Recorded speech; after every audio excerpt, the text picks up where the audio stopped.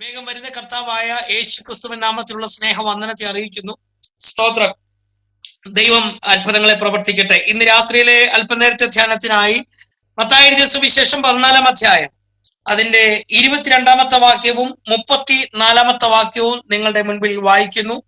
മത്തായി എഴുതിയ സുവിശേഷം 14-ാം അധ്യായം അതിന്റെ 22-ാമത്തെ വാക്യവും സ്തോത്രം 22-ാമത്തെ വാക്യവും 34-ാമത്തെ വാക്യവും വായിക്കുന്നു. സ്തോത്രം. ഉടനെ യേശു തൻ പുരുഷാരത്തെ പറഞ്ഞയക്കുന്നതിനിടയിൽ ശിഷ്യന്മാർ പടകിൽ കയറി തനിക്ക് മുൻപായി അക്കരയ്ക്ക് പോകുവാൻ അവരെ നിർബന്ധിച്ചു. 34-ാമത്തെ വാക്യം, അവർ അക്കരെ എത്തി ഗന്നേസരത്ത് ദേശത്ത് ചെന്നു. ഒന്നുകൂടെ വായിക്കുന്നു. മത്തായി എഴുതിയ സുവിശേഷം 14-ാം അധ്യായം 22-ാമത്തെ വാക്യവും 34-ാമത്തെ വാക്യവും. ഉടനെ യേശു തൻ പുരുഷാരത്തെ പറഞ്ഞയക്കുന്നതിനിടയിൽ ശിഷ്യന്മാർ പടകിൽ കയറി തനിക്ക് മുൻപായി അക്കരയ്ക്ക് പോകുവാൻ അവരെ നിർബന്ധിച്ചു. 34-ാമത്തെ വാക്യം, അവർ അക്കരെ എത്തി ഗന്നേസരത്ത് ദേശത്ത് ചെന്നു. ഇന്ന് രാത്രിയിൽ ഈ കൺവെൻഷന്റെ അവസാന രാത്രിയിൽ എന്നെ കേൾക്കുന്ന ദൈവജനത്തോട് സാവകാശത്തിൽ പറയുവാൻ ഒരു ദൂതുണ്ട്. നിങ്ങളോട് ദൈവം നൽകി തന്ന ദൂതുകളെ അവൻ നിവർത്തിപ്പാൻ വിശ്വസ്തനായ ദൈവമാണ്. സ്തോത്രം. ഇന്ന് രാത്രി എത്ര പേര് വിശ്വസിക്കുന്നുണ്ട്? ആമേൻ. ദൈവം നിങ്ങൾക്ക് നൽകി തന്ന ആലോചനകൾക്ക് ദൈവം നിങ്ങളെ ഒരു സ്ഥലത്ത് എത്തിക്കുമെന്ന് ദൈവം നിങ്ങൾക്കൊരു വാഗ്ദത്തം തന്നിട്ടുണ്ടെങ്കിൽ ഇന്ന് രാത്രി ആമേൻ പരിശുദ്ധാത്മാവിൽ വചനത്തിന്റെ മുൻപിൽ നിന്നുകൊണ്ട് പറയാം, അവനത് നിവർത്തിപ്പാൻ വിശ്വസ്തനായ ദൈവമാണ്. ഉൽപ്പത്തി പുസ്തകത്തിന്റെ ആമേൻ 50-ാം അധ്യായത്തിലേക്ക് വരുമ്പോൾ അവിടെ ജോസഫിന്റെ ഒരു അനുഭവ സാക്ഷി നമുക്ക് കാണാൻ കഴിയുന്നുണ്ട്. ഉൽപ്പത്തി പുസ്തകം 50-ാം അധ്യായം അതിന്റെ 20-ാമത്തെ വാക്യം. അവിടെ വചനം ഇങ്ങനെ എഴുതിയിരിക്കുന്നത്, നിങ്ങൾ എന്റെ നേരെ ദോഷം വിചാരിച്ചു, ദൈവമോ ഇന്നുള്ളതുപോലെ ബഹുജനത്തിന് ജീവരക്ഷ വരുത്തേണ്ടതിനെ അതിനെ ഗുണമാക്കി തീർത്തു. ഇന്ന് രാത്രി ഈ മീറ്റിംഗിൽ പങ്കെടുത്തുകൊണ്ടിരിക്കുമ്പോൾ നാം ഒരു കാര്യം മനസ്സിലാക്കണം. ദൈവം നിനക്ക് ഭവനത്തിൽ വെച്ച് ഒരു ദർശനം തന്നിട്ടുണ്ടെങ്കിൽ, ദൈവം നിനക്കൊരു വാഗ്ദത്തം തന്നിട്ടുണ്ടെങ്കിൽ, ദൈവം നിനക്കൊരു അഭിഷേകം നൽകി തന്നിട്ടുണ്ടെങ്കിൽ സ്വത്രം ആരൊക്കെ നമുക്കെതിരെ ദോഷങ്ങൾ വിചാരിച്ചാലും ആ വാഗ്ദത്തങ്ങൾ ഒരിക്കലും നഷ്ടമാകാൻ പോകത്തില്ല. ആമേൻ. ഹല്ലേലൂയ. എത്ര പേർ വിശ്വസിച്ച് ആമേൻ പറയുന്നുണ്ട്? ആമേൻ. വളരെ പൈതലായിരിക്കുന്ന ജോസഫിനെ നമുക്ക് ഉൽപ്പത്തി പുസ്തകത്തിൽ കാണാൻ കഴിയുന്നുണ്ട്. അവൻ പിതാവിനോട് ചേർന്നിരിക്കുന്ന ജോസഫ്, ആമേൻ, തന്റെ സഹോദരന്മാരുടെ കൂട്ടത്തിൽ കൂടാതെ അപ്പനോട് ചേർന്നിരിക്കുന്ന ആ ഇളയ പൈതലിനെ നമുക്ക് കാണാൻ കഴിയുന്നുണ്ട്. അപ്പനോട് ചേർന്നിരിക്കുമ്പോൾ വചനം എഴുതിയിരിക്കുന്നു, അപ്പൻ അവന് ഒരു അങ്കി നൽകി കൊടുക്കുവാൻ ഇടയായി. എപ്പോഴാണോ അവൻ പിതാവിന്റെ അങ്കി സ്വന്തം മകന്റെ ജോസഫിന്റെ മുകളിൽ വീണത്, ആ നിമിഷം മുതൽ സഹോദരന്മാർ അവനോട് അസൂയയോടെ പെരുമാറുവാനിടയായി. ഇന്ന് രാത്രി പ്രിയമുള്ളവരെ, ദൈവത്തിന് വാഗ്ദത്തം നമ്മുടെ മേലിൽ വീഴുമ്പോൾ തീർച്ചയായിട്ടും പ്രതികൂലങ്ങൾ കടന്നു വരും. തിമോഥെയോസിന്റെ ലേഖനത്തിൽ നമ്മൾ ഇങ്ങനെ വായിക്കുന്നുണ്ട്, നേരോടെ നടക്കുന്നവർക്ക്, വചനപ്രകാരം ജീവിക്കുന്നവർക്ക് ഞെരുക്കങ്ങൾ ഉണ്ട് എന്ന് വചനം പഠിപ്പിക്കുമ്പോൾ ഈ രാത്രി കൺവെൻഷന്റെ അവസാന രാത്രിയിൽ വിളിച്ചു പറയാം, ദൈവം നിങ്ങൾക്കൊരു വാഗ്ദത്തം തന്നിട്ടുണ്ടെങ്കിൽ, ദൈവം നിങ്ങളെ അഭിഷേകം ചെയ്തിട്ടുണ്ടെങ്കിൽ, ദൈവം നിങ്ങൾക്കൊരു അങ്കി നൽകി തന്നിട്ടുണ്ടെങ്കിൽ, ആരൊക്കെ എതിരെ നിനക്കെതിരെ സംസാരിച്ചാലും, ആരൊക്കെ നിനക്കെതിരെ അസൂയയുടെ വാക്കുകൾ പറഞ്ഞാലും, ആരൊക്കെ നിന്റെ അങ്കി വലിച്ചു കയറി നശിപ്പിക്കാൻ നോക്കിയാലും, ദൈവം നിന്റെ ഉള്ളിൽ നൽകി തന്ന അഭിഷേകത്തെ, അധികാരത്തെ ആർക്കും തകർത്ത് കളയാൻ കഴിയത്തില്ല. വിശ്വസിക്കുന്ന കർത്താവിനെ സ്തോത്രം ചെയ്താട്ടെ. ഹല്ലേലൂയ. ആമേൻ. നമുക്കെല്ലാം പേടിയാ ആരെങ്കിലും ചെയ്യുന്ന ദോഷങ്ങളെ, അല്ലെ? പാസ്റ്ററെ, അതെനിക്ക് ദോഷമായി തീരുമോ? ബ്രദറെ, അവരെനിക്ക് ദോഷമായി തീരുമോ? ഇന്ന് രാത്രി ഈ മീറ്റിംഗിൽ പങ്കെടുത്തുകൊണ്ടിരിക്കുന്ന, രക്ഷിക്കപ്പെട്ട് ദൈവകൃപയിൽ നിൽക്കുന്ന അഭിഷക്തന്മാർ ഇതിനകത്തുണ്ട്. നിങ്ങളോട് തോന്നി ഞാൻ പറയാം, ആരൊക്കെ നിങ്ങൾക്കെതിരെ ദോഷം വിചാരിച്ചാലും ഒന്നും നിങ്ങൾക്ക് സംഭവിക്കത്തില്ല. കാരണം നമ്മളെ അഭിഷേകം ചെയ്ത ദൈവം അവൻ ശക്തനായി, അവൻ നമ്മളോട് കൂടെ നിൽക്കുന്നിടത്തോളം കാലം ഒരു ദോഷത്തിനും നിന്നെ തകർത്ത് കളയാൻ കഴിയത്തില്ല. സഹോദരന്മാർ അവനോട് അസൂയയോടെ പെരുമാറിയെന്ന ഉൽപ്പത്തി പുസ്തകത്തിൽ വായിക്കുന്നത്. അപ്പൊ ഈ മീറ്റിംഗിൽ പങ്കെടുത്തുകൊണ്ടിരിക്കുമ്പോ നിങ്ങളെ കുറിച്ച് ആർക്കെങ്കിലും അസൂയുണ്ടെങ്കിൽ സ്തോത്രം പറഞ്ഞുകൊള്ളണം. അവർക്കില്ലാത്ത എന്തോ ഒരു വാഗ്ദത്തം ദൈവം നിങ്ങളുടെ മേൽ തന്നിട്ടുണ്ട്. സ്തോത്രം. അവർക്ക് എന്നോട് അസൂയ പാസ്റ്ററെ എന്ന് പറഞ്ഞ് നിസാരമായി വേദനിച്ചെഴുന്നേറ്റ് പോകരുത്. അല്ലെങ്കിൽ അവർക്ക് എന്നോട് അസൂയ പാസ്റ്ററെ എന്ന് പറഞ്ഞ് വ്യസനിച്ചിരിക്കരുത്. ഒരു കാര്യം മനസ്സിലാക്കണം, അവർക്ക് നിന്നോട് അസൂയ തോന്നുന്നെങ്കിൽ അവർക്കില്ലാത്ത എന്തോ ഒന്ന് ദൈവം നിനക്ക് നൽകി തന്നിട്ടുണ്ട്. പിതാവിന്റെ അങ്കിതിന്റെ മുകളിൽ കിടപ്പുണ്ട്. തീർന്നില്ല, വീട്ടിനകത്തിരിക്കുമ്പോൾ മൂത്ത ജ്യേഷ്ഠന്മാർ കാണാത്ത, അവൻ വാഗ്ദത്തം പ്രാപിച്ച അപ്പൻ കാണാത്ത ഒരു ദിവ്യ ദർശനത്തെ പിതാവ് ജോസഫിന് കൈമാറുവാനിടയായി. പ്രിയമുള്ളവരെ, സ്തോത്രം, ദർശനമുള്ളവരോടും വാഗ്ദത്തമുള്ളവരോടും ശത്രുവിന് എല്ലാ കാലത്തും പ്രതികൂലങ്ങളുണ്ട്, പോരാട്ടങ്ങളുണ്ട്. പക്ഷെ ഉൽപ്പത്തി പുസ്തകം തൊട്ട് നമ്മൾ വായിക്കുമ്പോ അവിടെയൊന്നും അഭിഷക്തന്മാർ തകർന്നു പോയിട്ടില്ല. അവരെയൊക്കെ തമ്മിൽ ശക്തമായി പുറത്തു കൊണ്ടുവന്നിട്ടുണ്ടെങ്കിൽ ഈ കൺവെൻഷൻ അവസാന രാത്രി ഞാൻ വിളിച്ചു പറയാം, ആരെങ്കിലും എതിര് പറഞ്ഞെന്ന് പറഞ്ഞോ, ആരെങ്കിലും കളിയാക്കിയെന്ന് പറഞ്ഞോ, ആരെങ്കിലും നിന്റെ ദൂത് കൊള്ളത്തില്ലെന്ന് പറഞ്ഞോ, നിന്നെ മാറ്റി നിർത്തിയിട്ടുണ്ടെങ്കിൽ, നിന്നെ ഉപേക്ഷയായി വിചാരിച്ചിട്ടുണ്ടെങ്കിൽ, ഇതിനകത്തെ ആത്മാവ് പറയുന്നു, ജോസഫിനെ മാനിച്ചതുപോലെ ദൈവം നിന്നെ മാനിക്കുന്ന ഒരു ദിവസമുണ്ട്. ഹല്ലേലൂയ. അവന്റെ ജ്യേഷ്ഠന്മാർക്ക് അവനോട് അസൂയയായി. സ്തോത്രം. അതുകൊണ്ടാണ് അവനെ പൊട്ടക്കിണറ്റിലേക്ക് അവരൊരുമിച്ച് വലിച്ചെറിയുന്നത്. സ്തോത്രം. ജ്യേഷ്ഠന്മാരെല്ലാം ഒറ്റക്കെട്ടായി എടുത്ത തീരുമാനമാ, നമുക്കവനെ അവസാനിപ്പിക്കണം. അവന്റെ ദർശനം എന്താകുമെന്ന് നമ്മൾക്കറിയണം. ഉൽപ്പത്തി പുസ്തകം നമ്മൾ വായിക്കുന്നതാ. അവനെ പൊട്ടക്കിണറ്റിലേക്ക് വലിച്ചെറിയുന്നതിന്റെ പിന്നിലുള്ള ഏക ലക്ഷ്യം എന്ന് പറയുന്നത് അവന്റെ ദർശനം എന്താകുമെന്ന് അറിയാൻ വേണ്ടിയാ. ഇന്ന് രാത്രി പ്രിയമുള്ളവരെ, ചിലർ നമുക്ക് പൊട്ടക്കിണർ തരുന്നത്, ചിലർ നമ്മളെ അങ്ക് വലിച്ചൂരാൻ നോക്കുന്നത്, ചിലർ നമ്മളെ ഒറ്റുകൊടുക്കുന്നത്, ചിലർ നമ്മളെ മാറ്റി നിർത്തുന്നത്, ചിലർ നമ്മൾ ചേർത്ത് നിർത്തേണ്ടുന്നവർ, ആശ്വസിപ്പിക്കേണ്ടുന്നവർ, കൂടെ നിർത്തേണ്ടുന്നവർ നമ്മളെ മാറ്റി നിർത്തുമ്പോൾ ഇന്ന് രാത്രി മനസ്സിലാക്കുക, അവർക്ക് തകർക്കാൻ ശ്രമിക്കുന്നത് ദൈവം നിനക്ക് നൽകി തന്നിട്ടുണ്ട് ദർശനത്തെ അവർ എന്തായി തീരുമെന്ന് അറിയാൻ വേണ്ടിയാ. ഇന്ന് രാത്രി പ്രിയമുള്ളവരോട് ഞാൻ പറയാം, ദൈവം നിനക്ക് തന്ന കൃപാവരത്തെ, ദൈവം നിനക്ക് തന്ന ശുശ്രൂഷയെ ലോകത്തിലെ ഒരു വ്യക്തിക്കും തടയാൻ കഴിയത്തില്ല. ആമേൻ പറയാൻ പറ്റുമോ? ആമേൻ പറയാൻ പറ്റുമോ? ഏതെങ്കിലും ഒരു മന്ത്രവാദി അവിടെ ഇരുന്നുണ്ട് എന്തൊക്കെ ചെയ്യുന്നുണ്ട് പാസ്റ്ററെ, അയ്യോ ഞാൻ എഴുന്നേറ്റ് പോയപ്പോൾ അവരെനിക്കെതിരെ ദ്രോഹം ചെയ്തു എന്ന് പറഞ്ഞ് പേടിച്ച് ഭവനത്തിനകത്ത് കയറിയിരിക്കുന്നവരല്ല അഭിഷക്തന്മാർ. അവര് പറഞ്ഞൊരു വാക്കുണ്ട്, ഞങ്ങളിൽ വ്യാപരിക്കുന്ന ദൈവത്തിന്റെ ശക്തി ആ പിശാചിന്റെ കെട്ടുകളെ തകർക്കാൻ കഴിയുന്ന ശക്തിയാകയാൽ ഇന്ന് രാത്രി ഒരു കാര്യം പറയാം, ഒരു ദോഷത്തെ നിങ്ങൾ ഭയപ്പെടരുത്. സ്തോത്രം. ഞാൻ ഒറ്റ കാര്യം നിങ്ങളോട് ചോദിക്കട്ടെ, ജോസഫിനോട് ദൈവം പറഞ്ഞ വാഗ്ദത്തം നിവർത്തിയായോ? നിവർത്തിയായി. സ്തോത്രം. പൊട്ടക്കിണറ്റിൽ കിടന്നാലും, താരാഗ്രഹത്തിൽ കിടക്കേണ്ടി വന്നിട്ടും, അടിമച്ചന്തയിൽ നിൽക്കേണ്ടി വന്നിട്ടും, അവൻ തല്ലുകൊണ്ടിട്ടും, ചെയ്യാത്ത കുറ്റത്തിന് കഷ്ടം അനുഭവിക്കേണ്ടി വന്നിട്ടും, അവന്റെ മേൽ പകർന്നിരുന്ന ദർശനത്തിനെ അവൻ ആർക്കും തടയാനോ അവൻ ഫുൾ സ്റ്റോപ്പ് ഇടാനോ കഴിഞ്ഞില്ല. അങ്ങനെയെങ്കിൽ ഇന്ന് രാത്രി ഈ മീറ്റിംഗിൽ എന്നെ കണ്ടുകൊണ്ടിരിക്കുന്ന ദൈവജനത്തോട് ഞാൻ പരിശുദ്ധാത്മാവിൽ പറയാം, നിന്റെ മേൽ പകർന്നിരിക്കുന്ന അഭിഷേകത്തെ, ദൈവം നിനക്ക് നൽകി തന്ന വാഗ്ദത്തങ്ങളെ ലോകത്തിലെ ആർക്കും ഫുൾ സ്റ്റോപ്പ് ഇടാൻ കഴിയത്തില്ല. ആമേൻ പറയണം. നീ എഴുതിയ എഴുത്തിനെ ചിലപ്പോൾ ചിലർ മുടക്കാൻ നോക്കിയേക്കാം, നിന്റെ പ്രസംഗങ്ങളെ ക്രിറ്റിസൈസ് ചെയ്തേക്കാം, പക്ഷേ നിന്റെ പാട്ടിനെ ചിലപ്പോൾ കുറ്റം പറഞ്ഞേക്കാം, നിന്റെ വചന ശുശ്രൂഷ കുറ്റം പറഞ്ഞേക്കാം. പക്ഷേ ഇതിനകത്ത് വചനം നിനക്ക് ഉറപ്പ് തരുന്നു, ലോകത്തിലെ ആർക്കും നിന്റെ അഭിഷേകത്തെ തടയാൻ കഴിയത്തില്ല. വിശ്വസിക്കുന്നവരാമേൻ പറയണം. ആമേൻ. നിന്റെ മേൽ പകർന്നിരിക്കുന്ന അഭിഷേകത്തെ, ദൈവം നിനക്ക് നൽകി തന്ന ദർശനത്തെ, ദൈവം നിനക്ക് തന്ന ജ്ഞാനത്തെ ലോകത്തിലെ ആർക്കും അടക്കാൻ കഴിയത്തില്ല. സ്തോത്രം. മത്തായി എഴുതിയ സുവിശേഷമാണ് നമ്മൾ വായിച്ചത്. പരമപ്രധാനമായ ഒരു അധ്യായമാണ് മത്തായി എഴുതിയ സുവിശേഷം 14-ാം അധ്യായം. അതിന്റെ ആദ്യത്തെ പാരഗ്രാഫ് നഷ്ടത്തോടുകൂടിയാണ് ആരംഭിക്കുന്നത്. നഷ്ടത്തോടുകൂടിയാണ്. ഇന്ന് നമ്മൾ വായിച്ച ഭാഗം നിങ്ങൾക്ക് ഓർമ്മയുണ്ടോ? മർക്കോസിന്റെ സുവിശേഷത്തിൽ ശിമോൻ ചോദിക്കുന്ന ഒരു ചോദ്യമുണ്ട്, സകലവും വിട്ട് ഞങ്ങൾ നിന്നെ അനുഗമിക്കുന്നു, ഞങ്ങൾക്ക് എന്ത് കിട്ടും? സ്തോത്രം. ഇന്ന് എല്ലാവരുടെയും ചോദ്യം അതാ, ഞങ്ങൾക്ക് എന്നാ കിട്ടും? കഴിഞ്ഞ ദിവസം ഒരു സഹോദരനെ പ്രാർത്ഥനയ്ക്ക് വിളിച്ചു. ചർച്ചിൽ ഉപവാസ പ്രാർത്ഥന നടക്കുക. അവനോട് പറഞ്ഞടാ പ്രാർത്ഥനയ്ക്ക് വരണം എന്ന് പറഞ്ഞപ്പോ അവൻ എടുത്തവായി ചോദിച്ച ചോദ്യം, എന്റെ പൊന്നു പാസ്റ്ററെ പ്രാർത്ഥനയ്ക്ക് വരാം, എന്തോ കിട്ടും? സ്തോത്രം. അപ്പോ ഇന്ന് എല്ലാവരുടെയും ചോദ്യം, ഈ ദൈവത്തെ സേവിക്കാൻ ഇറങ്ങിയാൽ എന്ത് കിട്ടും? ഈ ചോദ്യം ഞങ്ങളും കേട്ടതാ.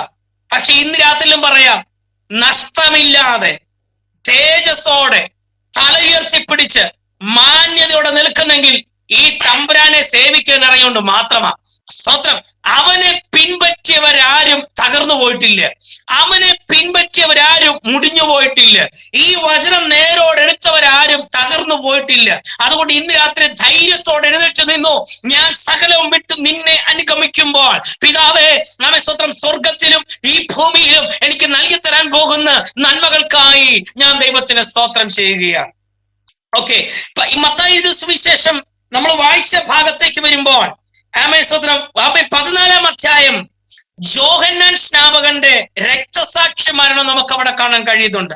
14-ാം അധ്യായം ആരംഭിക്കുന്നത് ഒരു നഷ്ടത്തോടു കൂടിയ ആരംഭിക്കുന്നത്, പക്ഷെ അവസാനിക്കുന്നത് ഒരു വലിയ വിടുതലോടുകൂടിയ അവസാനിക്കുന്നത്. അപ്പൊ ഇന്ന് രാത്രി മനസ്സിലാക്കിക്കോ, 14-ാം അധ്യായത്തിന്റെ ആരംഭം യോഹന്നാൻ സ്നാപകന്റെ തല എടുത്ത് നഷ്ടത്തോടെ ആരംഭിച്ചെങ്കിൽ 14-ാം അധ്യായം അവസാനിക്കുന്നത് തൊട്ടവർക്കൊക്കെ സൗഖ്യം വന്നുകൊണ്ട് ഒരു വിടുതലായി തീർന്നുവെങ്കിൽ ഇന്ന് രാത്രി ഞാൻ പറയാം, ഈ വർഷം നീ തുടങ്ങിയത് ഒരു നഷ്ടത്തോടാണെങ്കിൽ വചനം ഉറപ്പിച്ചു പറയുന്നു, നിന്റെ വർഷാവസാനം നിനക്കൊരു സൗഖ്യത്തിന്റെ വിടുതലിന്റെ ശുശ്രൂഷയുടെ അടുത്ത തലങ്ങളിലേക്ക് ദൈവം നിന്നെ എടുത്തു മാനിക്കാൻ പോകുന്നെന്ന് മറന്നു പോകരുത്. സ്തോത്രം. 14-ാം അധ്യായം അതിന്റെ സ്തോത്രം 9-ാമത്തെ വാക്യം, 10-ാമത്തെ വാക്യം, ആളയച്ച് തടവിൽ യോഹന്നാനെ ശിരച്ഛേദം ചെയ്യിച്ചു, അവന്റെ തല താളത്തിൽ കൊണ്ടുവന്ന് ബാലയ്ക്ക് കൊടുത്തു, അവൾ അമ്മയ്ക്ക് കൊണ്ടുപോയി കൊടുത്തു. സ്തോത്രം. യോഹന്നാൻ സ്നാപകന്റെ മരണമാണ് നമുക്കവിടെ കാണാൻ കഴിയുന്നത്. അതിന്റെ ചരിത്രത്തിലേക്ക് ഇന്ന് രാത്രി പോകാൻ നമ്മുടെ മുമ്പിൽ സമയം വളരെ കുറവാണ്. സ്തോത്രം. എന്നാൽ യേശുക്രിസ്തുവിന് മുൻപായി വഴിയൊരുക്കാൻ വന്ന ഒരു വിശ്വസ്ത പ്രവാചകനായിരുന്നു യോഹന്നാൻ സ്നാപകന്. നമുക്കറിയാം, സഖരിയ പുരോഹിതന് വാർദ്ധക്യത്തിൽ ലഭിച്ച ഒരു അഭിഷേകമുള്ള തലമുറ. അവൻ നിന്നതെല്ലാം ദൈവനാമത്തിന് വേണ്ടിയായിരുന്നു, ആരെയും പ്രീതിപ്പെടുത്താൻ വേണ്ടി അവൻ നിന്നില്ല. അതുകൊണ്ട് എന്ത് സംഭവിച്ചെന്നറിയാമോ? ശിരച്ഛേദമൊക്കെ വഹിക്കേണ്ടി വന്നെങ്കിലും ഒരു സാധാരണക്കാരനായി തീരേണ്ടുന്നവൻ ഇന്ന് രാത്രിയിലും ഈ രാത്രിയിൽ നമ്മുടെ ഇടയിൽ പ്രസംഗിക്കപ്പെടുന്നതിന് പിന്നിലുള്ള കാര്യം, അവനൊത്തിരി രോഗികളൊന്നും സൗഖ്യമാക്കിയിട്ടില്ല, അവനൊത്തിരി അത്ഭുത പ്രവൃത്തികളൊന്നും ചെയ്തിട്ടില്ല. ഒരു ചെറിയ കാലഘട്ടം തന്നെ ശുശ്രൂഷ ചെയ്തവന്, ഒരു മാനസാന്തര ശുശ്രൂഷ ചെയ്ത് യേശുക്രിസ്തുവിന് വേണ്ടി വഴിയൊരുക്കാൻ വന്നവന്, ഒരു ഇൻട്രൊഡക്ഷൻ പറയാൻ വന്നവന്, ഒരു അനുഗ്രഹിക്കപ്പെട്ട മീറ്റിംഗിന്റെ ലീഡ് ചെയ്യുന്നത് പോലെ ഒരിച്ചിരി വഴിയൊരുക്കാൻ വേണ്ടി വന്നവന്, പക്ഷെ അവന്റെ ചരിത്രത്തെ തമ്പുരാൻ മാറ്റി എഴുതിയത് എന്തുകൊണ്ടാണെന്ന് അറിയാമോ? അവൻ വിശ്വസ്തനായി നിന്നതുകൊണ്ടാണ്. സ്തോത്രം. ഏൽപ്പിച്ച ഭാഗങ്ങളിൽ നാം വിശ്വസ്തരായിരുന്നാൽ, ആർക്കും കോംപ്രമൈസിന് നിന്നു കൊടുക്കാതെ, ആരുടെ മുമ്പിൽ ചൂളിപ്പോകാതെ, അവൻ തല ഉയർത്തി പിടിച്ച് ദൈവനാമത്തിന് വേണ്ടി നിൽക്കുന്നു എങ്കിൽ അവൻ നിന്നെ മാനിപ്പാൻ ഇടയായിത്തീരും. 14-ാം അധ്യായം തുടങ്ങുന്നത് നഷ്ടങ്ങളോടെയാണ്. എന്നാൽ അടുത്ത വാക്യം 13 മുതൽ ആരംഭിക്കുന്നത് ഒരു നന്മയുടെ കാര്യം പറഞ്ഞുകൊണ്ടാണ്. 13-ാമത്തെ വാക്യം തൊട്ട് വായിക്കുമ്പോൾ, അത് കേട്ടിട്ട് യേശു അവിടം വിട്ട് പടകിൽ കയറി നിർജ്ജനമായ ഒരു സ്ഥലത്തേക്ക് വേറിട്ട് വാങ്ങിപ്പോയി. വാക്ക് ശ്രദ്ധിച്ചോ, നിർജ്ജനമായ ഒരു സ്ഥലത്തേക്ക് വേറിട്ട് വാങ്ങിപ്പോയി. പുരുഷാരം അത് കേട്ട് പട്ടണങ്ങളിൽ നിന്ന് കാൽനടയായി അവന്റെ പിന്നാലെ ചെന്നു. എന്ന് വെച്ചാൽ എവിടേക്ക് ചെന്നു? നിർജ്ജനമായ സ്ഥലത്തേക്ക്.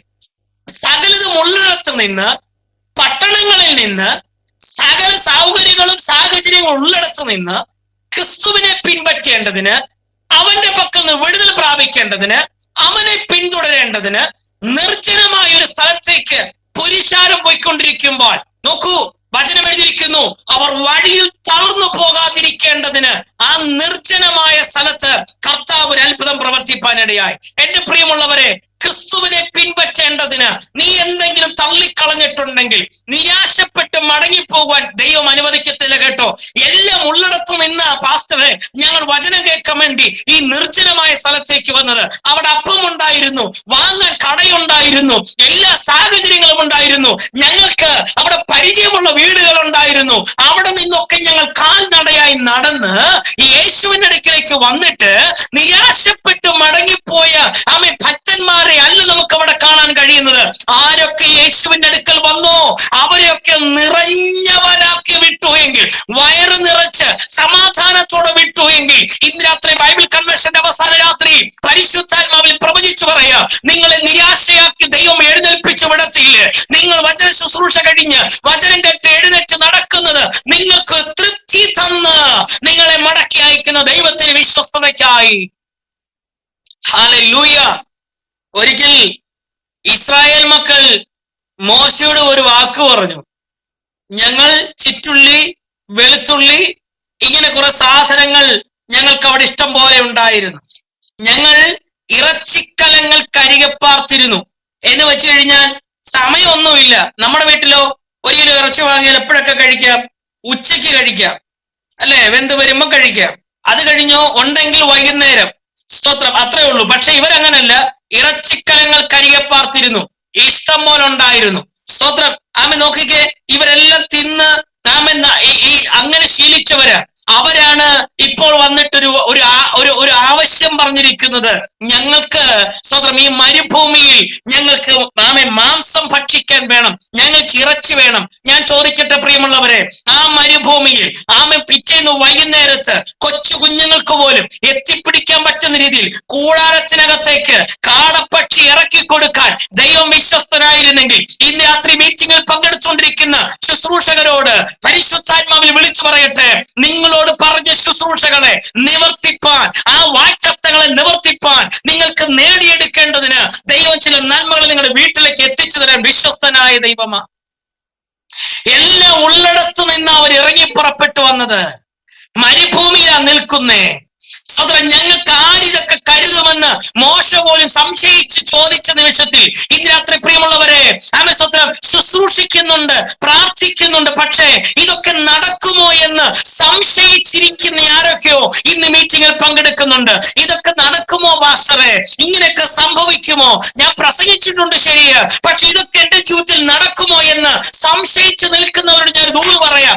നിർജ്ജന പ്രദേശത്ത് ഇസ്രായേൽ യേശു ക്രിസ്തുവിന് മുൻപിലിരുന്ന് തന്റെ ജനത്തിന് വയറ് നിറച്ചപ്പം കൊടുക്കുവാൻ എന്റെ യേശുവിന് കഴിഞ്ഞിട്ടുണ്ടെങ്കിൽ അവന്റെ കരം കുറുതായി പോയിട്ടില്ല, അവന്റെ ചെവി മന്ദമായി പോയിട്ടില്ല.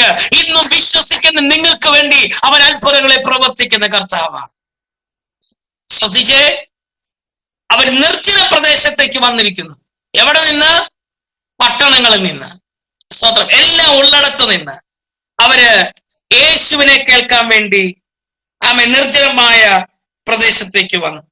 വൈകുന്നേരമായപ്പോ, മീറ്റിംഗിന്റെ ഒക്കെ അവസാന സമയമായപ്പോ ശിഷ്യന്മാർ അവന്റെ അടുത്ത് വന്നിട്ട് പറയുകയാണ്, ഈ സ്ഥലം മരുഭൂമിയല്ലോ, നേരവും വൈകി, പുരുഷാരം ഗ്രാമങ്ങളിൽ പോയി ഭക്ഷണ സാധനങ്ങൾ കൊള്ളേണ്ടതിന് അവരെ പറഞ്ഞയക്കണം എന്ന് പറഞ്ഞു.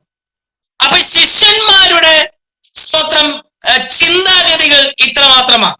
അവരെ വേഗത്തിൽ പറഞ്ഞയക്കണം, അല്ലെങ്കിൽ അതിന് കിട്ടാൻ സാധ്യത ഉള്ളിടത്തേക്ക് അവരെ പറഞ്ഞു വിടണം. പക്ഷെ ഇന്ന് രാത്രി ഒരു ദൂത് ഞാൻ പറയാം.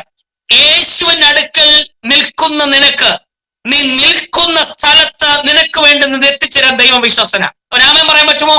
നിങ്ങൾ പാർക്കുന്ന വീട്ടിൽ, നിങ്ങൾ പാർക്കുന്ന ദേശത്ത്, നിങ്ങൾ ഇരിക്കുന്നിടത്ത്, ഇപ്പോൾ നിങ്ങൾ എവിടെയാണോ ഇരിക്കുന്നത് അവിടെ തന്നെ നിങ്ങളുടെ ആവശ്യങ്ങൾക്ക് വേണ്ടുന്നത് എത്തിച്ചു തരാൻ ദൈവം വിശ്വസ്തന.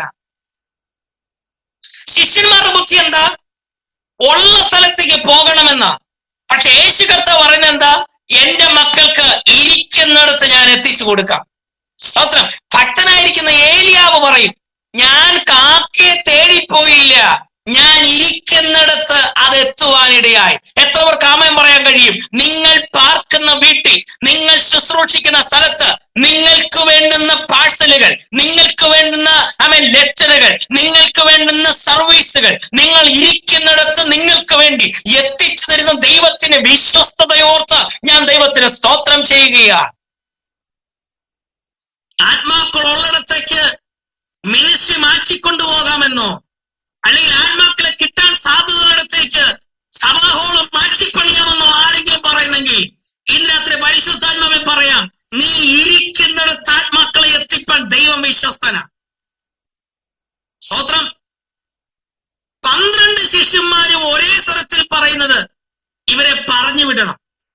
സാധനം കിട്ടാൻ സാധ്യതയുള്ളിടത്തേക്ക് അവരെ പറഞ്ഞു വിടണം. പക്ഷെ യേശു കർത്താവ് പറയുന്ന വാക്കിതാണ്, അവരെ പറഞ്ഞു വിടണ്ട, അവരോട് ഇരിക്കാൻ പറ. ഇന്ന് രാത്രി വിശ്വാസത്തോട് ഇരിക്കാൻ പറ്റുമോ? വിശ്വാസത്തോട് ഇരിക്കാൻ പറ്റുമോ? ഈ കൺവെൻഷൻ അവസാന രാത്രി ഒരു വലിയ ദൂത് കേൾക്കാൻ വേണ്ടിയല്ല നിൽക്കണമെന്ന്. കർത്താവേ, ഇന്ന് രാത്രി ഞാൻ ഇരിക്കുന്നത് നിന്റെ കയ്യിൽ നിന്ന് എനിക്ക് ചിലത് പ്രാപിക്കണം, എന്റെ ആവശ്യങ്ങൾക്ക് അറിഞ്ഞ് എനിക്ക് ഇന്ന് രാത്രി നൽകി തരണമെന്ന് പറഞ്ഞ് വിശ്വാസത്തോടെ ഇരിക്കുന്നെങ്കിൽ ഒരു ദൂത് പറയാം, നീ എഴുന്നേൽക്കുന്നത് ഒരു നിറവ് പ്രാപിച്ചുകൊണ്ടായിരിക്കും.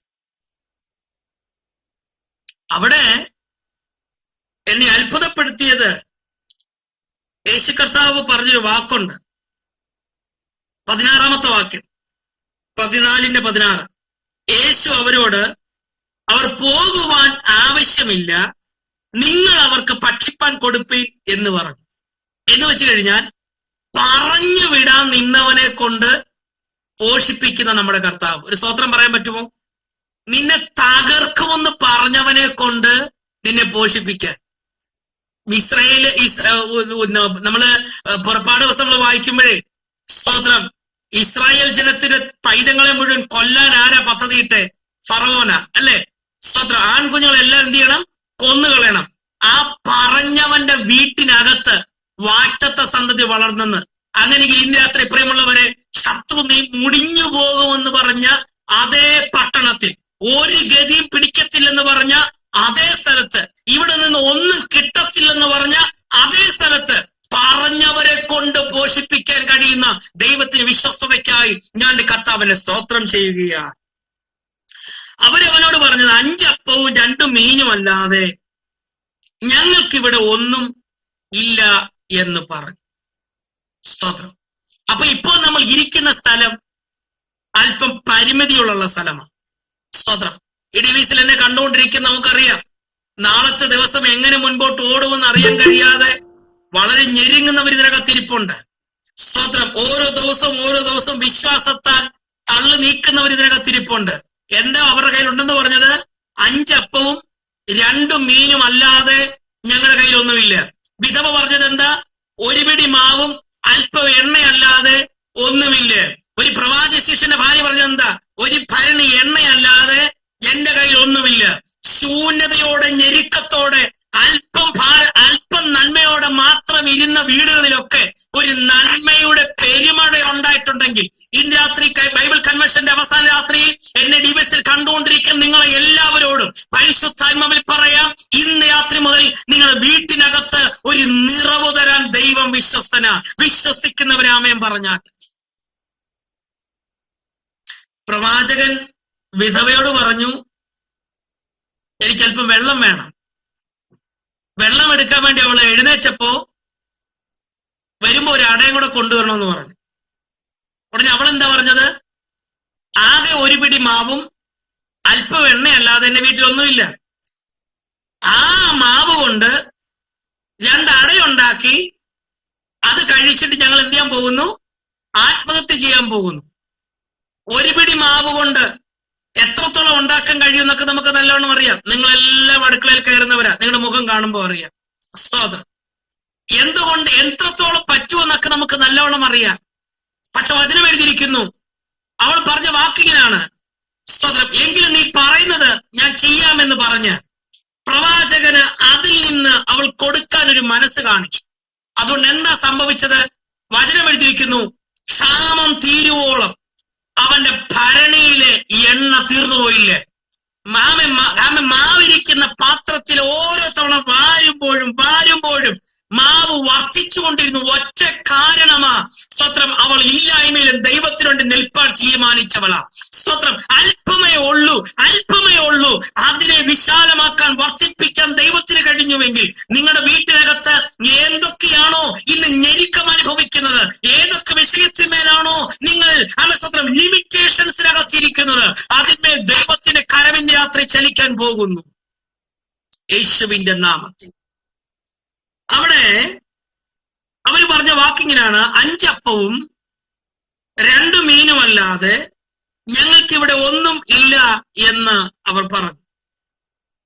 അത് ഇങ്ങ് കൊണ്ടുവരുവീൻ എന്നവൻ പറഞ്ഞു. പിന്നെ പുരുഷാരം പുല്ലിന്മേൽ ഇരിപ്പാൻ കൽപ്പിച്ചു. ആ 5 അപ്പവും 2 മീനും എടുത്ത് സ്വർഗത്തിലേക്ക് നോക്കി വാഴ്ത്തി അപ്പം നുറുക്കി ശിഷ്യന്മാരുടെ പക്കലും ശിഷ്യന്മാർ പുരുഷാരത്തിനും കൊടുത്തു. അടുത്ത വാക്ക് നിങ്ങൾ ശ്രദ്ധിച്ചോ, 19-ാമത്തെ വാക്യം.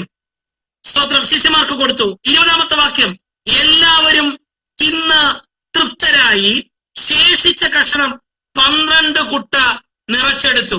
ഈ ജൂൺ മാസത്തിന്റെ അവസാന ദിവസങ്ങളിൽ നിങ്ങൾ നോക്കി, ഞാൻ പ്രവചിച്ചു പറയാം, ഒരു നീക്കിയിരിപ്പ് തരാൻ ദൈവം വിശ്വസ്തനാ. Hallelujah, hallelujah. ഒരു ചെറിയ പൊതിക്കകത്തിരുന്ന് 5 അപ്പവും 2 മീനും സ്വത്രം 12 കൊട്ട നിറച്ച് അധികം വരത്തക്ക രീതിയിൽ വർദ്ധിപ്പിക്കാൻ ദൈവത്തിന് കഴിഞ്ഞുവെങ്കിൽ ഇന്ന് രാത്രി നിങ്ങളുടെ വീട്ടിനകത്ത് നിങ്ങൾ ഏതൊക്കെ വിഷയത്തിന്മേൽ ഞെരുങ്ങിക്കൊണ്ടിരിക്കുന്നു, ഏത് വിഷയത്തിലാണോ നിങ്ങൾക്ക് ലിമിറ്റേഷൻസ് ഉള്ളത്, അതിന്മേൽ ദൈവത്തിന്റെ കരവിന്റെ രാത്രി പ്രവർത്തിച്ച് ഒരു വർധനവ്, ഒരു നീക്കിയിരിപ്പ് ദൈവം തരുന്നതോർത്ത് ഞാൻ ദൈവത്തിന് സ്തോത്രം ചെയ്യുകയാണ്. സ്തോത്രം. എന്നെ സന്തോഷിപ്പിച്ചത് എന്താണെന്നറിയാമോ?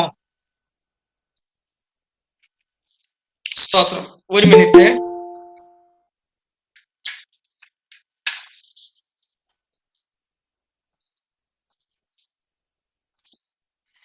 സ്തോത്രം. അതിന്റെ അവസാനത്തെ വാക്ക് ഇങ്ങനെയാണ് എഴുതിയിരിക്കുന്നത്, അപ്പം നുറുക്കി ശിഷ്യന്മാരുടെ പക്കലും ശിഷ്യന്മാർ പുരുഷാരത്തിനും കൊടുത്തു. ഈ ശിഷ്യന്മാരുടെ കയ്യിൽ കൊടുത്തത് എന്തിനാ? കൊടുക്കാൻ എളുപ്പത്തിന് വേണ്ടി എന്ന് ചിലര് പറഞ്ഞേക്കാം. പക്ഷെ ഞാൻ വിശ്വസിക്കുന്നത് അങ്ങനല്ല. ഇവരെ പറഞ്ഞു വിടണമെന്ന് പറഞ്ഞവരെ കൊണ്ട് ഇവരെ പോഷിപ്പിച്ചവനായ ദൈവത്തിന് വിശ്വസ്തത. സ്തോത്രം. ഈ 12 പേരും പറഞ്ഞത് ഈ പുരുഷാരത്തെ എത്രയും പെട്ടെന്ന് പറഞ്ഞു വിടാം. ചിലർക്ക് അങ്ങനെ, നമ്മളെ പറഞ്ഞു വിടാൻ ഭയങ്കര ധൃതിയാ. സ്തോത്രം. പെട്ടെന്ന് പോകാനാ പറയുന്നേ. പക്ഷെ ഇന്ന് രാത്രി ഞാൻ പറയാം, പറഞ്ഞു വിടാൻ ധൃതി പിടിപ്പിക്കുന്നവരെ കൊണ്ട് പോഷിപ്പിക്കുന്ന, ഓടിച്ചു വിടാൻ നിൽക്കുന്നവരെ കൊണ്ട് പോഷിപ്പിക്കുന്ന ദൈവത്തിന് വിശ്വസ്തതയ്ക്കായി ഞാൻ ദൈവത്തിന് സ്തോത്രം ചെയ്യുക. ഈ പുരുഷാരത്തെ ഒക്കെ പറഞ്ഞു വിട്ടതിന് ശേഷം 22-ാമത്തെ വാക്യം, ഉടനെ യേശു താൻ പുരുഷാരത്തെ പറഞ്ഞയക്കുന്നതിനിടയിൽ ശിഷ്യന്മാർ പടകിൽ കയറി തനിക്ക് മുൻപായി അക്കരയ്ക്ക് പോകാൻ അവരെ നിർബന്ധിച്ചു. ഇനി ശ്രദ്ധിക്കണേ, യേശു കർത്താവ് നിങ്ങൾ പടകിൽ കയറി പൊയ്ക്കൊള്ളുക എന്നല്ല പറഞ്ഞത്, നിങ്ങൾ പടകിൽ കയറി അക്കരയ്ക്ക് പോകണം. ഇന്ന് രാത്രി ദൈവം നമ്മൾക്ക് ചെന്നെത്തേണ്ടുന്ന ഒരു ഡെസ്റ്റിനേഷൻ പോയിന്റ് പറഞ്ഞിട്ടാണ് നിന്നെ വിടുന്നതെങ്കിൽ, ഒരു വാറ്റത്വം നിനക്ക് തരാമെന്ന് പറഞ്ഞാണ് നിന്നെ അയക്കുന്നതെങ്കിൽ, ഏത് പ്രതികൂലങ്ങൾ കയറി വന്നാലും ആ വാറ്റത്വം നിന്റെ കയ്യിലെത്തി തന്നെ ഇരിക്കും. ഇവിടെ ശിഷ്യന്മാരോട് നിങ്ങൾ പടകിൽ കയറി പൊയ്ക്കൊള്ളുക എന്നല്ല പറഞ്ഞ്, അല്ല, അവിടെ പറഞ്ഞിരിക്കുന്ന ഇങ്ങനെയാണ്, അവ തനിക്ക് മുൻപായി അക്കരയ്ക്ക് പോകാൻ എന്ന് വെച്ച് കഴിഞ്ഞാൽ ഇവർ പോകേണ്ടുന്ന ഒരു സ്ഥലം അവർക്ക് വ്യക്തമായി കൊടുത്തു. നിങ്ങൾ ഈ നിൽക്കുന്നതിന് നേരെ അപ്പുറത്തെ സൈഡ് ഗെന്നസരത്ത് തീരത്ത് നിങ്ങൾ ചെല്ലണമെന്ന് പറഞ്ഞ് ഒരു റൂട്ട് അവർക്ക് കൊടുക്കാനിടയായി. ഇന്ന് രാത്രി പ്രിയമുള്ളവരെ, 2024 ഈ ജൂൺ മാസത്തിൽ ദൈവം നിനക്ക് തന്ന ചില കൃപാവരങ്ങൾക്ക് വേണ്ടി, ദൈവം നിനക്ക് തന്ന ചില ദർശനങ്ങൾക്ക് വേണ്ടി അതിയായ ആഗ്രഹത്തോടെ പ്രാർത്ഥിക്കുന്നവർ ഇതിനകത്തിരിപ്പുണ്ട്. അവരോട് ഞാൻ ദൈവാത്മാവിൽ വിളിച്ചു പറയുക, ദൈവം നിനക്കൊരു ദർശനം തന്നിട്ടുണ്ടെങ്കിൽ അതേ ദർശനത്തിൽ നിന്നെ എത്തിക്കുവാൻ, നിന്നെ ഒരു വേദിയിൽ നിർത്തുമെന്ന് ദൈവത്തിന്റെ ആത്മാവ് ദൂത് തന്നിട്ടുണ്ടെങ്കിൽ അതേ വേദിയിൽ നിന്നെ ശുശ്രൂഷയിൽ എത്തിച്ചു നിർത്തുവാൻ ദൈവം വിശ്വസ്തനാണെന്ന് മറന്നു പോകരുത്. യേശുവിന് അധികാരമുള്ള നാമത്തിൽ, യേശുവിന് അധികാരമുള്ള നാമത്തിൽ ഇന്ന് രാത്രി ഇതിനകത്ത് നിൽക്കുന്ന ശുശ്രൂഷിക്കുന്ന ചില ഇതിനകത്ത് ഇരിപ്പുണ്ട്. അവരോട് ഞാൻ പരിശുദ്ധാത്മാവിൽ പറയാം, ചില വേദികളിൽ നിങ്ങൾ സ്വപ്നം കണ്ടിട്ടുണ്ടായിരിക്കാം. ഇങ്ങനത്തെ ഒരു വേദി എനിക്ക് കിട്ടിയിരുന്നെങ്കിൽ എന്ന് നീ സ്വപ്നം കണ്ടിട്ടുണ്ടായിരിക്കാം. നിന്നെ തിരുവനന്തപുരം പട്ടണത്തിൽ നാമത്തിൽ മാനിക്കുമെന്ന് ആലോചന തന്നിട്ടുണ്ടെങ്കിൽ സ്വന്തം വിദ്യാഭ്യാസമോ പൊക്കമോ നിറമോ വീടിന്റെ വലിപ്പമോ എക്സ്പീരിയൻസ് ഒന്നും നിനക്ക് കാണത്തില്ലായിരിക്കും. പക്ഷെ രാത്രി ആത്മാവ് പറയുന്നു, അവരെ ഗന്നസരത്ത് തീരത്ത് കാറ്റുകളും തിരമാലകളും ഉണ്ടായിട്ടും അവരെ എത്തിക്കുവാൻ ദൈവം വിശ്വസ്തനായിരുന്നെങ്കിൽ നീ കണ്ട ദർശനത്തിലേക്ക്, നിനക്ക് തന്ന വാഗ്ദത്തത്തിലേക്ക് ഈ ദിവസം ദൈവം നിന്നെ കൈ പിടിച്ച് നടത്താൻ പോകുന്നു എന്ന്. Praise the Lord. ഇവിടെ യേശു കർത്താവ് അവരോട് പറഞ്ഞു, തനിക്ക് മുൻപായി നിങ്ങൾ അക്കരയ്ക്ക് പോകണം, അക്കരയ്ക്ക് പോകണം. സ്തോത്രം. അക്കരയ്ക്ക് പോകാൻ വേണ്ടി യാത്ര പുറപ്പെടുന്ന പ്രിയപ്പെട്ടവർ, തുടക്കമൊക്കെ സുഖകരമായിരുന്നു. പക്ഷെ വചനം എഴുതിയിരിക്കുന്നു, സ്തോത്രം, അതിന്റെ 24-ാമത്തെ വാക്യം, പടവോ കരവിട്ട് പല നാഴിക ദൂരത്തായി, കോമയിട്ടിട്ട് അടുത്ത വാക്ക് പറയുന്നത് ഇങ്ങനെയാണ്, കാറ്റ് പ്രതികൂലമാകൊണ്ട് സ്തോത്രം തിരകളാൽ വലഞ്ഞിരുന്നു. സ്തോത്രം. വാക്കുകൾ ശ്രദ്ധിച്ചോ, പടവോ കരവിട്ട് പല നാഴിക ദൂരത്തായി. ഒന്ന് ചാടിയാൽ പോലും രക്ഷപ്പെടാൻ പറ്റാത്ത രീതിയിൽ കരയിൽ നിന്ന് വളരെ അകലെയായി. സ്തോത്രം. അക്കരെ എത്തിയിട്ടുമില്ല, ഇവിടുന്ന് കര വിടുകയും ചെയ്തു. പാതി വഴി നിൽക്കുന്ന ചില രംഗത്തിരിപ്പുണ്ട്. സ്വന്തം ശുശ്രൂഷയ്ക്ക് ഇറങ്ങി പുറപ്പെട്ടിട്ട് പാതി വഴിയിലെത്തി നിന്നിട്ട് ഇനി എങ്ങനെ പോകണം മുൻപോട്ട്, ഇനി ഞാൻ എന്ത് ചെയ്യുമെന്നറിയാതെ വ്യാകുലപ്പെട്ട് ഇനി തിരികെ പോണോ അതോ മുൻപോട്ട് പോകണോ, എന്ത് ചെയ്യണമെന്നറിയാതെ എന്ത് ചെയ്യണം അത് തന്നെയാ പ്രാർത്ഥിച്ചുകൊണ്ടിരിക്കുന്ന. കർത്താവെ, ഞാൻ ഇറങ്ങി പുറപ്പെട്ടു, പക്ഷെ പ്രതികൂലമായി മുൻപിൽ നിൽക്കുന്നേ, എങ്ങനെ മുൻപോട്ട് പോകണമെന്ന് എനിക്ക് അറിയത്തില്ലെന്ന് പറഞ്ഞ് നിരാശപ്പെട്ടിരിക്കുന്ന ചിലർ ഇതിനകത്തിരിപ്പുണ്ട്. അവരെ നോക്കി പരിശുദ്ധാത്മാവിൽ വിളിച്ചു പറയുന്നു, ഈ 4-ാം യാമത്തിൽ നിന്നെ പടകിനെ മുക്കാൻ തിരമാലകൾ അലറിത്തിരിഞ്ഞു നിൽക്കുന്ന അതേ രാത്രിയിൽ ആർക്കും കടന്നു വരാൻ കഴിയാത്ത രീതിയിൽ നിന്റെ പടകിലേക്ക് ഇന്ന് രാത്രി ഒരുവൻ നടന്നു കയറാൻ താല്പര്യപ്പെടുന്നു. Praise the Lord. എത്രവർക്ക് ആമേൻ പറയാൻ കഴിയും? ഈ രാത്രി 8:45 എന്റെ വീട്ടിലേക്ക് ഒരുവൻ നടന്നു കയറി വരുന്നു. ആ നടന്നു കയറി വരുന്നവൻ ആരോ പറഞ്ഞു വിട്ട പോരും പോരാട്ടമല്ല, ദേശത്തിലെ പിശാചുക്കളല്ല, ഏതെങ്കിലും കുട്ടിച്ചാത്തന്മാരല്ല, എനിക്ക് വേണ്ടി പ്രാണൻ നൽകി തന്ന എന്റെ വീണ്ടെടുപ്പുകാരൻ. അവൻ ഇന്ന് രാത്രി എന്റെ വീട്ടിലേക്ക് നടന്നു കയറി വരികയാ. എന്റെ വീട്ടിനെ മുക്കിക്കളയാൻ, എന്റെ കുടുംബജീവിതത്തെ മുക്കിക്കളയാൻ, എന്റെ തലമുറയെ മുക്കിക്കളയാൻ, എന്റെ ശുശ്രൂഷയെ മുക്കിക്കളയാൻ തിരമാലകൾ ആഞ്ഞടിക്കുമ്പോൾ എനിക്ക് നല്ലവണ്ണം അറിയാം. വിളിച്ചിറക്കിയവൻ എന്നോട് പറഞ്ഞത് കടലിലേക്ക് പോയിക്കൊള്ളാനല്ല, മറുകരയ്ക്ക് പോകാനാ പറഞ്ഞത്. വിളിച്ചിറക്കിയവൻ അവിടെ എത്തിക്കുമെന്ന് എനിക്ക് നല്ലവണ്ണം അറിയാം. അതിനിടയ്ക്ക് ഉണ്ടാക്കുന്ന സകല തിരമാലകൾക്കും മുകളിൽ കൂടെ നടന്നു വരാൻ കഴിയുന്ന ഒരു കർത്താവിനെ എനിക്കറിയാം. സ്തോത്രം. ഈ ബൈബിൾ കൺവെൻഷൻ അവസാന രാത്രി ഒരു ദൂത് ഞാൻ പറയാം. നിന്റെ കടഭാരത്തിന് മുകളിൽ, നിന്റെ ഭവനത്തെ മുക്കാൻ വരുന്ന പ്രശ്നത്തിന് മുകളിൽ അതിനെ ചവിട്ടിക്കൊണ്ട് ഇത് നമ്മുടെ വീണ്ടെടുപ്പുകാരൻ നടന്ന് നമ്മുടെ പടകിലേക്ക് വന്നു കയറുന്നു. യേശുവിന്റെ നാമത്തിൽ എത്ര പേർക്ക് ആമേൻ പറയാൻ കഴിയും? ഇന്ന് രാത്രി ആമേൻ സ്തോത്രം. ആരുടെയോ പോരാട്ടം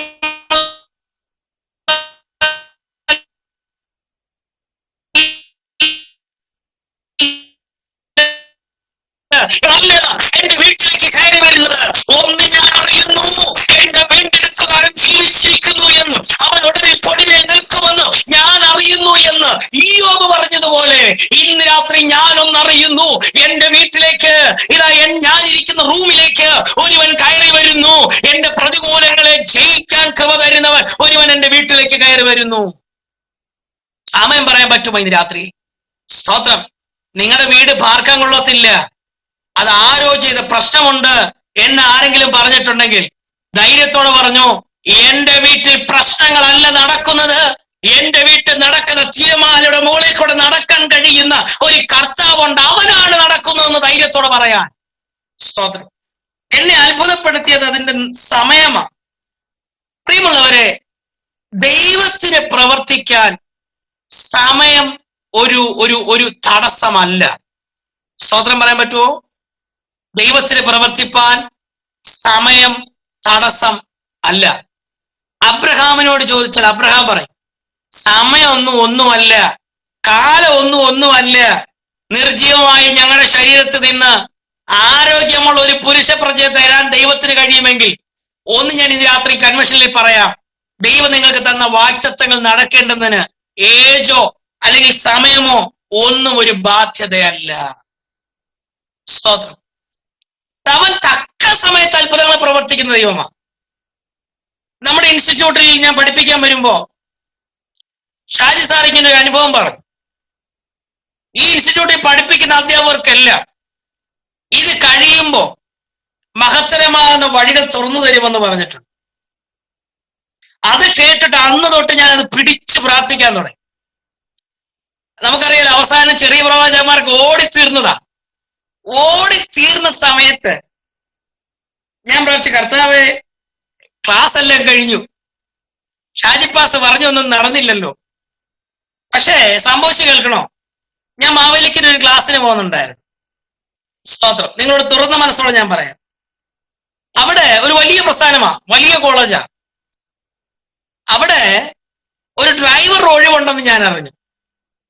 അപ്പൊ ഞാൻ പറഞ്ഞു, എനിക്ക് ആ ജോലിയെങ്കിലും കിട്ടിയാൽ കൊള്ളാം എന്ന് പറയും. വളരെ പ്രതിസന്ധി കൂടെ പോയ സമയം. പക്ഷേ എന്റെ ബയോഡേറ്റ കണ്ടിട്ട് അവര് പറഞ്ഞു, നീ ഇവിടെ ഡ്രൈവറായിട്ട് വരണ്ട, പകരം പഠിപ്പിക്കാൻ നീ അധ്യാപകനാകാൻ പറഞ്ഞു. അത് കൺഫർമേഷൻ കിട്ടിയ ഉടൻ തന്നെ ഞാൻ ഷാജി പാസ്റ്ററെ വിളിച്ച് അദ്ദേഹത്തോട് യാത്രയിലായിരുന്നു. എന്നിട്ട് ഞാൻ പറഞ്ഞു, എന്റെ സാറേ, സ്തോത്രം, ആ കോളേജിലേക്ക് പഠിപ്പിക്കാൻ വിളിച്ചിരിക്കുക. കാരണം എന്താ അറിയാമോ, ഞാനത് തൊട്ടടുത്തുള്ള കോളേജിലാണ് വർഷം മുമ്പ് പഠിച്ചത്. ഈ കോളേജിന് മുമ്പിൽ കൂടെ പോകുമ്പോ അന്ന് മനസ്സിൽ ആഗ്രഹിച്ചിട്ടുണ്ട്, ഈ കോളേജിലൊക്കെ പഠിപ്പിക്കാൻ അവസരം കിട്ടുന്നെങ്കിൽ എന്ത് നല്ലതായിരിക്കുമെന്ന്. ഇന്ന് ഞാൻ ക്യാമ്പസിൽ നിൽക്കുമ്പോ എനിക്ക് സന്തോഷത്തോടെ പറയാൻ കഴിയും, സമയം ദൈവത്തിന് പ്രവർത്തിപ്പാൻ സമയം ഒരു തടസ്സമല്ല. ഇന്ന് രാത്രി ആമേൻ പറഞ്ഞോണം. പ്രതികൂലങ്ങൾ ഏറെ ഉണ്ടായിരിക്കാം, പ്രതിസന്ധികൾ ഉണ്ടായിരിക്കാം. നാം വിചാരിക്കുന്നതിന് അപ്പുറത്ത് പ്രവർത്തിക്കുന്ന കർത്താവാണ് നമ്മുടെ കർത്താവ്. സ്തോത്രം. അവരെന്നോട് പറഞ്ഞു, അധ്യാപകനാകാണോന്ന് പറഞ്ഞു. ഞാൻ ആദ്യം കയറി ഓക്കെ പറഞ്ഞു. ഓക്കെ പറഞ്ഞു കഴിഞ്ഞിട്ടാണ് അതിന്റെ ആഴം മനസ്സിലാക്കിയത്. ഇംഗ്ലീഷിൽ വേണം പഠിപ്പിക്കാൻ. സ്തോത്രം. ഇത്രയും നാള് പഠിപ്പിച്ചത് മുഴുവൻ മലയാളത്തില്. സ്തോത്രം. ആകെ ഒന്ന് മൊത്തത്തിൽ വിയർക്കേണ്ടി വന്നെങ്കിലും ദൈവം അവിടെ നിർത്തുന്ന ദൈവിക വിശ്വസ്തതയ്ക്കാൻ ഞാൻ ദൈവത്തിന് സ്തോത്രം ചെയ്യുന്നു. അവിടെ VTC-കാർക്ക് ഫസ്റ്റ് ഇയറിനും സെക്കൻഡ് ഇയറിനും കഴിഞ്ഞ ആഴ്ച മുതൽ ക്ലാസ്സുകൾ എടുക്കാൻ ദൈവം കർത്താവ് വഴിയൊരുക്കി. ഞാൻ പറയട്ടെ, നമ്മൾ പ്രതീക്ഷിക്കാത്ത സമയത്താ ദൈവം നമുക്ക് വേണ്ടി അത്ഭുതം പ്രവർത്തിക്കുന്നത്. സ്തോത്രം. ഒരിക്കലും പ്രതീക്ഷിച്ചതായിരുന്നില്ല ഞാൻ ആ സമയം. ഇവിടെ പറഞ്ഞിരിക്കുന്ന സമയം നിങ്ങൾ ശ്രദ്ധിച്ചോ. സ്തോത്രം. രാത്രിയിലെ 25-ാമത്തെ വാക്യം നിങ്ങൾ നോക്കിക്കേ. മത്തായി സുവിശേഷം 14-ാം അധ്യായം 25-ാമത്തെ വാക്യം. രാത്രിയിലെ 4-ാം യാമത്തിൽ. സ്തോത്രം. എന്ന് വെച്ച് കഴിഞ്ഞാൽ ഏകദേശം വെളുപ്പിന് 2 മണി കഴിഞ്ഞ് 6 മണിക്കകത്തുള്ള ഒരു സമയം. സ്തോത്രം. 2 മണി കഴിഞ്ഞ് 6 മണിക്കകത്തുള്ള ഒരു സമയം. അതാണ് 4-ാം യാമം എന്ന് പറയുന്നത്. ചിലർ പഠിപ്പിക്കുന്നത് 3 മുതൽ 6 വരെയുള്ള സമയം. എനിവേ 2 മുതൽ 6 വരെ ആയാലും 3 മുതൽ 6 വരെ ആയിരുന്നാലും നമ്മളൊക്കെ വിളിച്ചാൽ കിട്ടാത്ത രീതിയിൽ ബോധം കെട്ടുറങ്ങുന്ന ആ സമയം. അപ്പൊ നോക്കിയാൽ മതി, ആരെയും കിട്ടത്തില്ല ആ സമയത്ത്. സ്തോത്രം. എനിക്ക് ദൈവം രണ്ടാമത് ഒരു ആൺകുഞ്ഞിനെ നൽകി തന്നു. സ്തോത്രം. രാത്രി അവൻ ഭയങ്കര കളിയാണ്, അവന്റെ വെളുപ്പിനെ ഉറങ്ങുന്ന. സ്തോത്രം.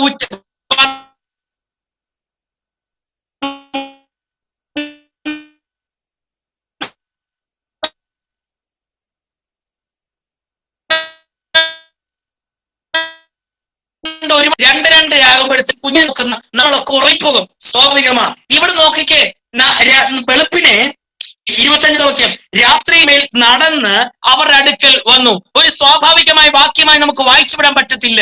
ഏകദേശം വെളുപ്പിനെ 2 മണി കഴിഞ്ഞ്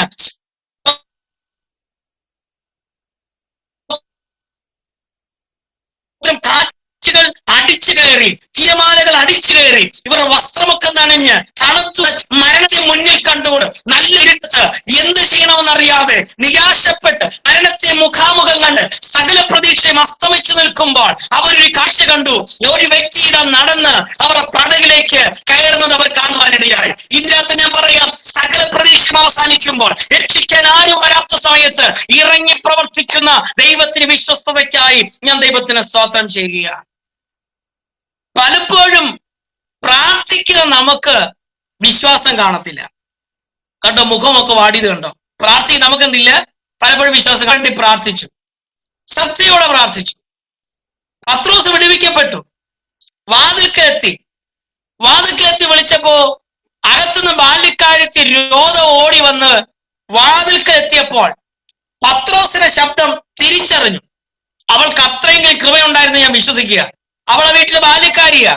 അവൾ ഭക്തന്റെ അഭിഷക്തന്റെ ശബ്ദമെങ്കിലും തിരിച്ചറിഞ്ഞു.